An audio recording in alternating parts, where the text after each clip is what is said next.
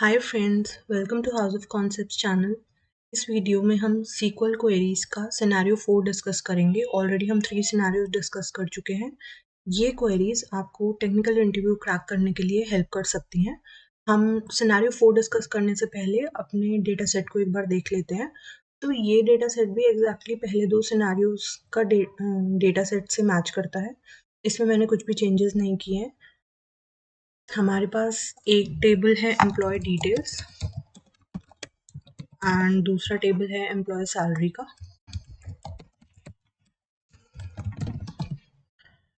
अब अपने सिनेरियो को एक बार चेक कर लेते हैं और हम ये देखते हैं कि रिक्वायरमेंट क्या दी गई है।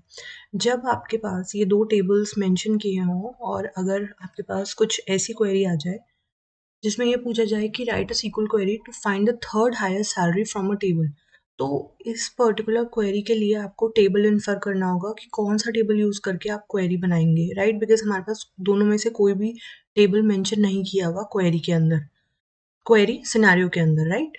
एंड अपना टेबल इन्फर करने के लिए हमें ये देखना है कि कौन सा कॉलम की रिक्वायरमेंट है, highest salary from the table, right? तो हमारे पास जो सैलरी का कॉलम है वो एम्प्लॉय सैलरी टेबल में ही है एंड एम्प्लॉय डिटेल्स से इसका कुछ लेना देना नहीं है। तो हम ये डिसाइड कर चुके हैं कि हमें यही पर्टिकुलर टेबल यूज़ करना है। अब हम एक बार अपना आउटपुट भी देख लेते हैं। वैसे सैलरीज का डिस्कशन जब हो रहा होता है तो ऐसे काफ़ी मैनेजर वाली फीलिंग आ सकती है, बिकॉज जनरली सब मैनेजर्स को ही पता होता है कि किसकी कितनी सैलरी है। हमें थर्ड हाईएस्ट सैलरी निकालनी है, राइट? एंड हम ये अज्यूम कर सकते हैं कि अभी फिक्स सैलरी की बात हो रही है, तो हम इस पर्टिकुलर कॉलम पे ही वर्क करेंगे। ठीक है, हम अपने सैलरी का जो कंपोनेंट है वो सिर्फ फिक्स सैलरी वाला चेक करेंगे थर्ड हाईएस्ट सैलरी निकालने के लिए।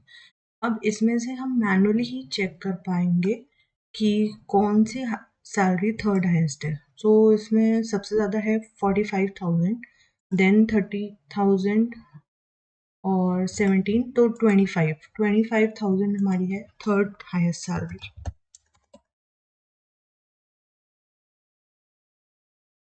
तो ये तो हमारा आउटपुट है और हम इस कॉलम का नाम दे देंगे थर्ड हाईएस्ट सैलरी। बेसिकली अब हमारा जो आउटपुट है वो कुछ इस तरह आना चाहिए। थर्ड हाईएस्ट सैलरी की वैल्यू आनी चाहिए 25,000। तो हमने कॉलम भी डिसाइड कर लिया है, टेबल हमें पता है, अब हमें बस क्वेरी बिल्ड करनी है। तो हम चलते हैं अपने अज्योर डेटा स्टूडियो की तरफ।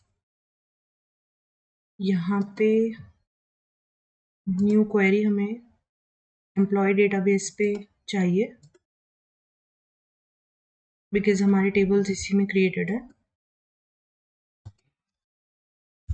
उसके लिए हम सबसे पहले अपना एम्प्लॉय सैलरी टेबल एक बार देखेंगे, इसका डेटा चेक कर लेते हैं।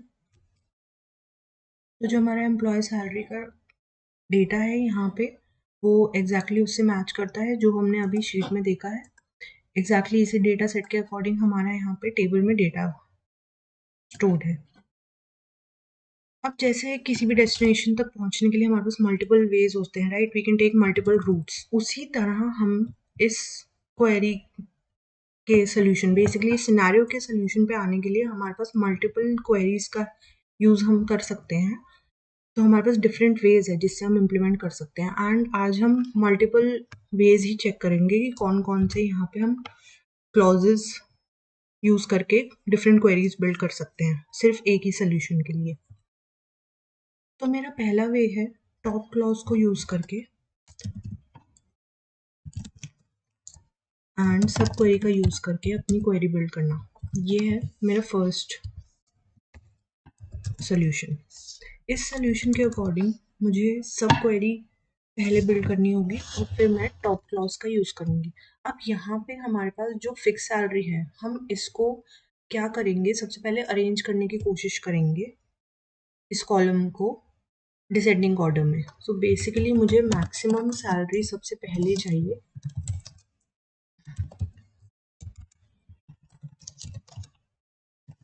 Order by fix salary in descending order. तो मेरा ये पर्पस है कि मैं इनको अरेंज कर दूँ, ठीक है? और फिक्स सैलरी के अकॉर्डिंग मैं डेटा फेच करूँ। तो मैं सिर्फ फिक्स सैलरी वाला कॉलम फेच करवा लूँगी और एक बार इसका रिजल्ट चेक करते हैं कि क्या आ रहा है। तो मेरे पास जो फिक्स सैलरी है वो अरेंज होके आ गई है। मैक्सिमम सबसे पहले 45,000, 30,000 और फिर 25,000। अब मुझे इस particular row that is record उसको फेच करवाना है अपनी थर्ड हायर सैलरी के लिए, राइट। तो मैं क्या करूँगी कि टॉप 3, सिर्फ इन्हीं 3 रिकॉर्ड्स को पिक करने की कोशिश करूँगी। मुझे चाहिए कि जो टॉप के 3 रिकॉर्ड्स हैं वो पिक हो। बेसिकली टॉप क्लॉज क्या करता है, आपने जितने भी नंबर ऑफ रिकॉर्ड्स यहाँ मेंशन किए हैं वो पिक कर लेता है, ठीक है। तो टॉप से 3 रिकॉर्ड्स यहाँ पिक कर लेगा। अगर मैंने यहाँ पे बेसिकली टॉप 4 दे दिया होता तो ये क्या करता कि 4 रिकॉर्ड्स पिक कर लेता। लेकिन मेरी रिक्वायरमेंट है थर्ड हाईएस्ट सैलरी की, तो मैं 3 ही रिकॉर्ड्स पिक करूँगी सिर्फ। मुझे 4 रिकॉर्ड्स की ज़रूरत नहीं है, ना 2 ना 6, राइट। तो मैंने क्या किया कि टॉप 3 रिकॉर्ड्स रिटर्न करवा लिए ने इस पर्टिकुलर क्वेरी से। अब मेरे पास यहाँ पे 3 रिकॉर्ड्स आ गए हैं, बट मुझे इन दोनों को एलिमिनेट करना है, राइट। तो मैं यहाँ पे सब क्वेरी का यूज़ कर सकती हूँ। इस पर्टिकुलर क्वेरी को मैंने सब क्वेरी बना दिया एंड इसका नाम हमने दे दिया एज टेम्प रिजल्ट। और अब इससे हम डेटा फेच करवाएंगे। तो अगर मैंने फिक्स सैलरी पिक करने की कोशिश करी फ्रॉम दिस सब क्वेरी, तो रिजल्ट चेक करते हैं कि क्या आता है।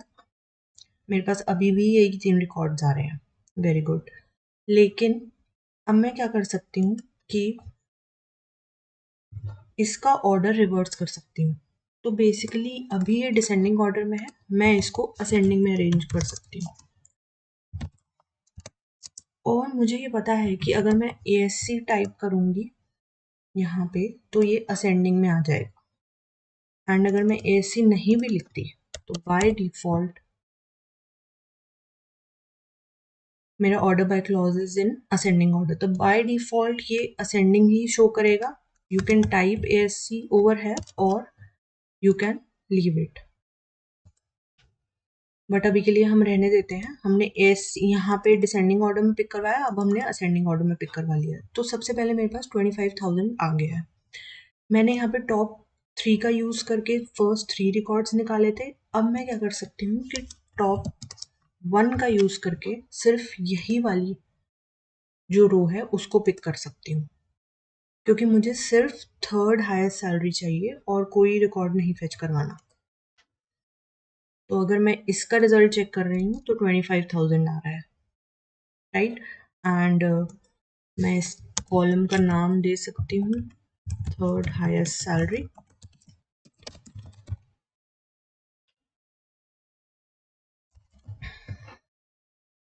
बिकॉज हमारा न्यूमेरिक से कॉलम का नाम नहीं स्टार्ट होता तो हमने अंडरस्कोर दे दिया है। और हम सिर्फ अल्फा भी छोड़ सकते हैं इसको थर्ड हाईएस्ट सैलरी निकालने के लिए। एंड हमारे पास यहाँ पे थर्ड हाईएस्ट सैलरी आ गई। तो बेसिकली मैंने टॉप क्लॉज का यूज़ करा है और ऑर्डर बाय का यूज़ करा है। पहले डिसेंडिंग ऑर्डर में फेच करवाया और फिर उसके बाद असेंडिंग ऑर्डर में। तो यहाँ पे मेरे पास ये एक सोल्यूशन, बेसिकली एक वे मैंने क्रिएट किया है अपनी इस सिनेरियो को रिजॉल्व करने के लिए। Write a SQL query to find the third highest salary from a table. तो ये तो सिर्फ एक सोल्यूशन था, हम नेक्स्ट सोल्यूशन की तरफ चलते हैं अब।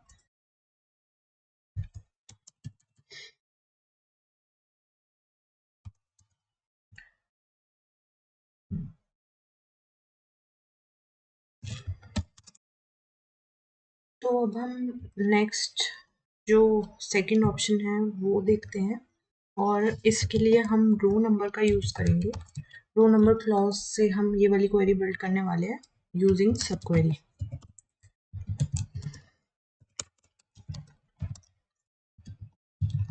अच्छा, उससे पहले मैं एक और चीज़ कर देती हूँ कि जो हमने यहाँ पे salary third higher salary through top clause निकाली थी, उसमें हम ये तो देख रहे हैं कि यहाँ पे सारी डिफरेंट वैल्यूज़ आ रही हैं, बट ऐसा भी हो सकता है कि हमारे पास 45,000 सिर्फ एक एम्प्लॉय की नहीं मल्टीपल की हो सकती है, तो वहाँ पे क्या होगा कि डुप्लीकेसी आ जाएगी। उसके लिए हम डिस्टिंक्ट का यूज़ कर सकते हैं टू मेक श्योर कि हमारा डुप्लीकेट वैल्यूज़ नहीं आ रही, एंड इसका रिजल्ट भी वही आएगा, बट डिस्टिंक्ट का यूज़ करके हमने डुप्लीकेट रिकॉर्ड्स को एलिमिनेट कर दिया है। अच्छा, अब हमारे नेक्स्ट ऑल्टरनेटिव सोल्यूशन की तरफ। तो इसमें हमें रो नंबर का यूज़ करना है, राइट? एंड रो नंबर के लिए हमें पहले जानना होगा कि रो नंबर करता क्या है। रो नंबर जो क्लॉज है वो हमारे रिजल्ट सेट में जो भी रिकॉर्ड्स आ रहे हैं उन रोज को एक नंबर असाइन कर देता है। उसके लिए हमें रो नंबर जो है वो किसी कंडीशन पे देना होता है। तो बेसिकली इसका सिंटैक्स कुछ ऐसा रहता है, रो नंबर फंक्शन, एंड हमें किस पे ये डिफाइन करना है ये बताना होता है, और यहाँ पे कुछ भी एक्सप्रेशन हम दे सकते हैं। तो इस वाली क्वेरी के लिए क्या एक्सप्रेशन हम देंगे वो हमें बताना होगा। रो नंबर फंक्शन जिस पे हम लगा रहे हैं तो उसके लिए ओवर लिखा जाएगा और फिर हम अपना एक्सप्रेशन मेंशन करेंगे। इस क्वेरी में हमें जो डेटा फेच करवाना है हम वो करवा रहे हैं एम्प्लॉय सैलरी टेबल से, राइट? तो हम यहाँ पे लिख लेते हैं एक बार एम्प्लॉय सैलरी टेबल, यहाँ से मैं पेस्ट कर दूंगी, एंड इसका एक्सप्रेशन अब मेंशन करूंगी। तो अभी भी हमें अपने जो एक्सप्रेशन में वही मेंशन करना है जो हमने टॉप के लिए यूज़ किया था। हम अपनी क्वेरी में जो डेटा है उसको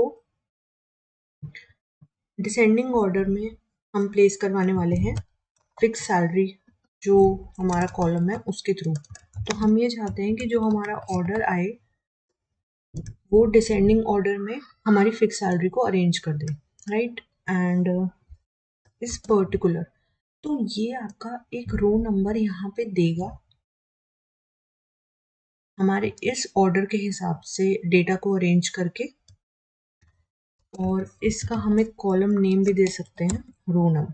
ठीक है, अब सबसे पहले हम इस पर्टिकुलर क्वेरी को रन कर लेंगे और देखते हैं रिटर्न क्या करेगा, ये वाली क्वेरी क्या हमारी रिटर्न करती है। तो इसको मैं रन कर रही हूँ और मैं अब ये देख रही हूँ कि मेरा जो डेटा है एम्प्लॉय सैलरी का वो सारा रिटर्न हो गया, और उसके साथ साथ बिकॉज मैंने यहाँ पे कॉमा लगा के रो नंबर का फंक्शन यूज़ किया है और इसको रो नम नाम दे दिया है, तो मेरा सैलरी के अकॉर्डिंग इन्होंने डेटा यहाँ पे रिटर्न करवा दिया और इसको असाइन कर दी वैल्यूज 1 2 3 4 5 6 7। मेरा जो डेटा अरेंज हुआ है वो मैं देख पा रही हूँ कि सैलरी डिसेंडिंग ऑर्डर में अरेंज है, फिक्स सैलरी का कंपोनेंट। और अब मैं इसको अपनी सब क्वेरी की तरह यूज़ करने वाली हूँ। उससे पहले मैं क्या करूँगी कि एक्स्ट्रा जो कॉलम्स है उसको हटा दूँगी, और उनको हटाने के बाद मैं सिर्फ फिक्स सैलरी को फेच करवाऊँगी। तो इस पर्टिकुलर क्वेरी से मुझे सिर्फ फिक्स सैलरी यहाँ पे मिल गई बिकॉज मुझे बाकी सब कॉलम्स की कोई नीड नहीं है, और जनरली हमें वही कॉलम्स रिटर्न करवाने चाहिए जो हमसे रिक्वायरमेंट में पूछे गए हैं, इससे क्वेरी भी फास्ट चलती है। तो अब मैंने यहाँ पे रो नम वाइज अरेंज करवा लिया है अपने डेटा को। अब हमारी रिक्वायरमेंट के हिसाब से हमारे पास डेटा जो है फिक्स सैलरी का वो अरेंज हो गया है डिसेंडिंग ऑर्डर में, और रो नंबर भी आ गया। बट जो सिनेरियो है वो कहता है कि हमें सिर्फ थर्ड हायर सैलरी डिस्प्ले करवानी है। तो हम इस पर्टिकुलर क्वेरी को एज सब क्वेरी ट्रीट करवा सकते हैं,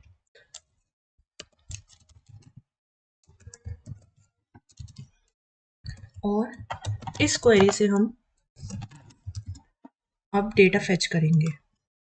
तो यहाँ पे मैं इसको टेम्प रिजल्ट का नाम दे देती हूँ इस पर्टिकुलर क्वेरी को, और मैं अगर सारा डेटा फेच कर रही हूँ तो अब मैं देखती हूँ कि क्या आ रहा है।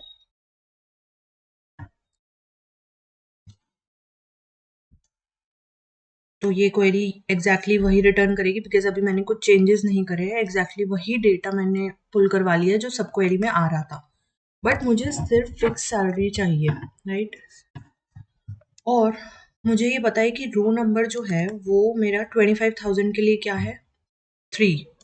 तो मैं इसमें वेयर क्लॉज का यूज कर सकती हूँ, जहाँ पे रो नंबर 3 होगा, मुझे सिर्फ वही डेटा फेच करवाना है। अब इस क्वेरी को अगर हम रिटर्न करते हैं तो ये दे रहा है फिक्स सैलरी इज 25,000। बिकॉज ये मेरी थर्ड हाईएस्ट सैलरी है इसलिए मैं वही नेम दे दूंगी जो मैंने पहले यूज किया था कॉलम का।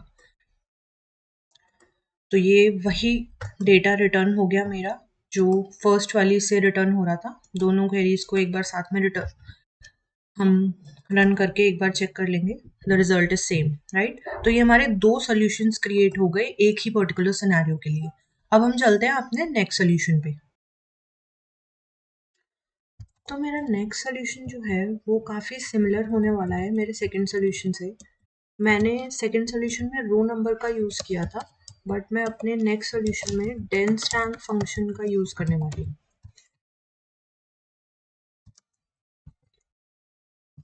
यूजिंग सब क्वेरी। तो बेसिकली होता क्या है कि जो हमारा रो नंबर है वो हमारी एक पर्टिकुलर ऑर्डर के अकॉर्डिंग रोज को नंबर दे देता है, राइट। एंड डेंस रैंक भी यही करता है, बट इनमें एक डिफरेंस है वो मैं आपको बाद में समझाती हूँ। उससे पहले मैं इसके लिए क्वेरी क्रिएट कर लूँ। एम्प्लॉय सैलरी से मुझे डेटा लेना है, राइट। एंड इस पर्टिकुलर डेटा में मुझे पिक करना है डेंस रैंक फंक्शन के थ्रू।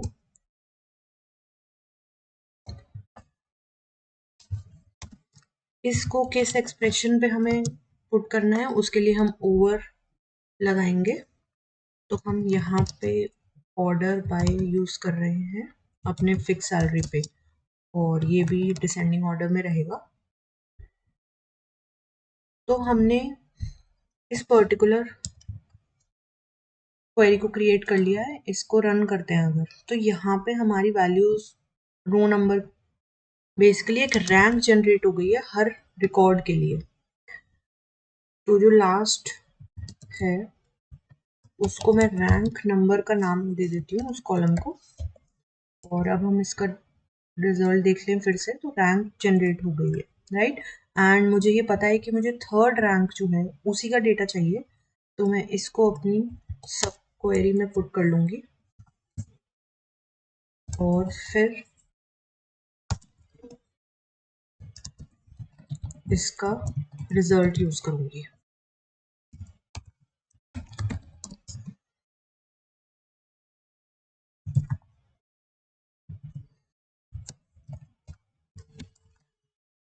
फिक्स सैलरी फंक्शन हम यूज़ कर सकते हैं and fix salary column sorry, and इसी पर्टिकुलर कॉलम को हम यहाँ भी फेच करवा सकते हैं बिकॉज हमें बाकी किसी कॉलम की एक्सेस ज़रूरत नहीं है। तो हम ये यहाँ से from this particular subquery return करवा रहे हैं fix salary where rank number is equal to 3। इस पर्टिकुलर क्वेरी को अगर हम रन करेंगे तो हमारे पास 25,000 एज एक्सपेक्टेड हमारा रिजल्ट आ चुका है। बिकॉज ये थर्ड हाईएस्ट सैलरी है तो हम कॉलम का नाम थर्ड हाईएस्ट सैलरी दे देंगे। अब हमारे पास 3 सॉल्यूशंस क्रिएट हो गए हैं एक पर्टिकुलर सिनेरियो के लिए। तो बेसिकली ये दोनों जो फंक्शंस है वो काम एक ही तरीके से करते हैं, बट इसमें कुछ डिफरेंस है।